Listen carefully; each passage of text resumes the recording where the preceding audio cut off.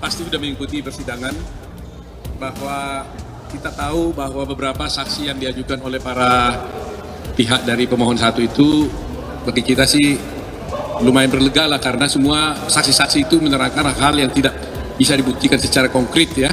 Bahkan selalu mereka mengatakan ada oknum-oknum yang intimidasi, tapi ketika ditanya siapa orangnya nggak ada yang tahu gitu ya. Jadi dari substansi perkara ini menurut kita tidak terlalu serius setelah mendengar keterangan ahli maupun saksi-saksi yang diajukan pemohon satu, yaitu dari Anies Baswedan maupun siapa ya, Muhaimin ya, Muhaimin. Nah, satu yang ingin kami klarifikasi, bahwa seperti yang sudah kami sampaikan sebelumnya ya, bahwa persidangan ini adalah persidangan sengketa ya, sengketa dua pihak. Jadi pihaknya pun ada dua, jadi sifatnya interpartes, sehingga para pihak tidak boleh memanggil saksi-saksi di luar daripada dia tidak boleh memaksakan pada Mahkamah Konstitusi untuk memanggil pihak ketiga kecuali dia membawa sendiri buktinya untuk membuktikan dalilnya.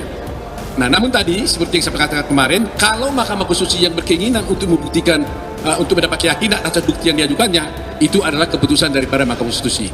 Nah, tadi Mahkamah Konstitusi telah mengambil keputusan untuk mengambil beberapa orang menteri terkait untuk kepentingannya dia sendiri. Jadi dalam pemeriksaan nanti untuk hari Jumat dipanggil itu, para pihak baik pemohon maupun termohon tidak boleh nanya-nanya. Jadi tegas tadi hakim mengatakan kami tidak mengabulkan permohonan pemohon satu untuk memanggil menteri katanya. Itu tegas dikatakan. Kami menolak katanya. Tetapi katanya kami yang butuh untuk memeriksa para menteri tersebut, yaitu Pak Menteri Pendidikan dan Kebudayaan, Ibu Sri Mulyani Menteri Keuangan, Pak Hartarto, yaitu baru Ibu Risma, baru DKPP ya, DKPP kalau salah tadi ya. Nah, jadi di sini poinnya, jadi bukan permohonan mereka yang dikabulkan, permohonan mereka justru ditolak, tapi mahkamah yang berkeinginan untuk memanggil saksi-saksi tersebut untuk membuktikan dalilnya. Kami terus terang aja fine saja seperti saya katakan, bahkan mungkin kami lebih yakin kalau Pak Menterinya bersedia datang, semuanya akan lebih jelas dan tuntas. Kalau para menterinya ini datang, kami tidak capek lagi mencari saksi-saksi yang lain. Ya, kalau saksi yang lain kan pasti hanya sifatnya kan sepotong-sepotong. Tapi kalau sudah menteri yang menjelaskan, ya tuntas gitu loh. Jadi itu yang kami sampaikan. Jadi mudah-mudahan kalau mereka datang hari Jumat, saksi para menteri ini bersaksi, kami masih akan mendapat posisi yang lebih baik karena semua menteri-menteri terkait itu akan menjelaskan yang sebenarnya, yang menurut kami tidak ada masalah dalam kasus ini. Silakan Hotman dulu ya. Siap-siap kamu punya TikTok, kalau gue yang ngomong langsung menarik. Persidangan hari ini saya melihat Bambang Wijananto dan Refli Harun, kuasa dari 01, bagaikan pungut merindukan bulan. Dia mau membatalkan suara 90 juta lebih dari 02. Dia membawa 9 saksi fakta, tapi 2 dari saksi fakta itu hanya mempersoalkan, satu mempersoalkan 300.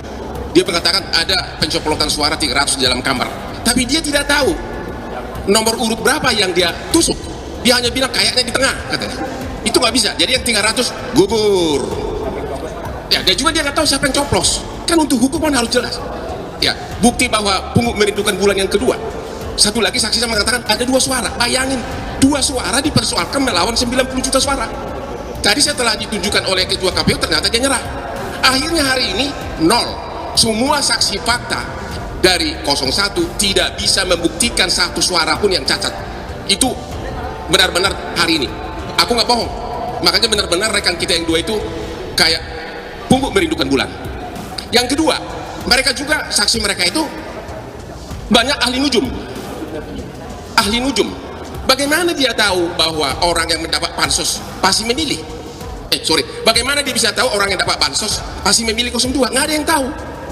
Buktinya Sumatera Barat, Aceh juga dapat bansos tapi kalah 02. Di luar negeri orang berpendidikan tidak ada bansos, mayoritas di luar negeri menang 02. Tapi paling utama, persidangan hanya bisa membuktikan bahwa bansos membeli suara kalau ada bukti.